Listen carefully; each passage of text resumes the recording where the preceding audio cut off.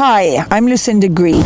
So here we're really continuing on with the banks that we've had earlier, and the horses are just climbing out of the water, and after they've done that a couple of times you can see the water's quite deep, so it's quite an effort.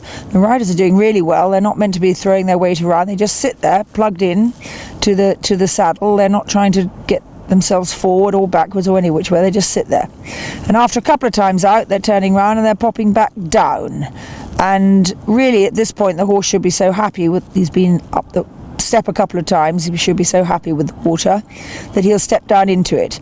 And my sort of feeling is that I'm always saying to the horse, you can look, I want you to look, but you're not stopping.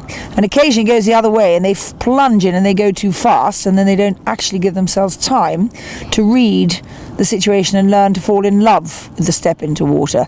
And you have to be very careful how you slow a horse up, because if you pull it, it'll stick its head in the air and it won't see what it's got to do, and then he'll jump even bigger into water.